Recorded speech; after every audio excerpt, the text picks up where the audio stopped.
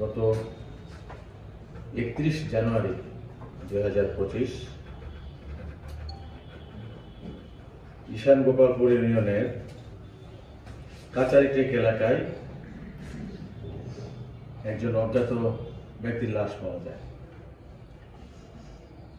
পরবর্তীতে এই লাশের কাছে একটি মোবাইল পাওয়া যায়। এই মোবাইলের সূত্র ধরে তার পরিচয় পাওয়া যায়।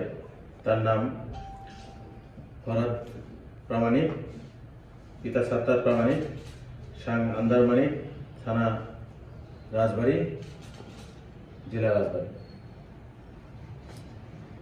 তো এর পরবর্তীতে 1 তারিখে আমাদের সদর থানায় অর্থাৎ কোতোয়ালি থানায় মামলা রুজু করা হয় এবং আমরা তদন্ত কার্যক্রম শুরু করি।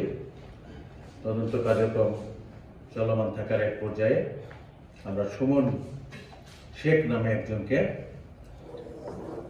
অ্যারেস্ট করি এবং তার স্বীকারোক্তি মতে আমরা এই যে অটো চালক যে তার হত্যার সাথে জড়িত থাকার তথ্য জানতে পারি এবং তার দেওয়া তথ্য মতে এই ছিনতাইকৃত রিকশাটি আমরা ঈশান গোপালপুরের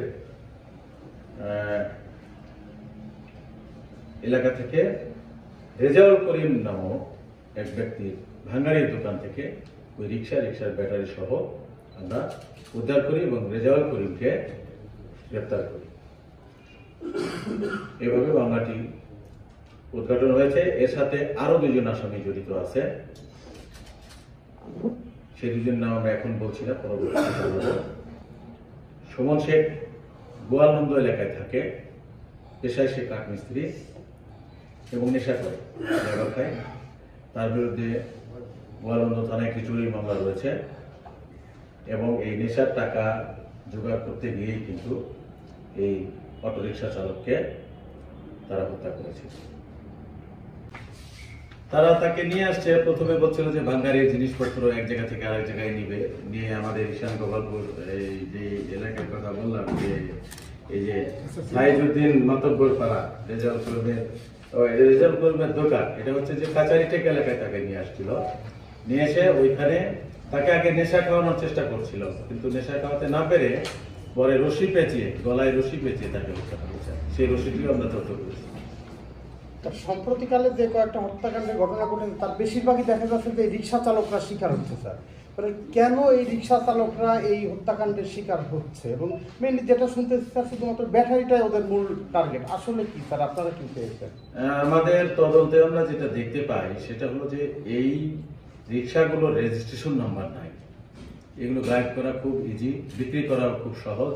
যে এক জায়গায় বিক্রি করে দিলে আপনি যে এই জিনিসটির মালিক আপনার পক্ষে দাবি করা কঠিন, কারণ এর কোনো কাগজপত্র নাই, বৈধ কাগজপত্র নাই।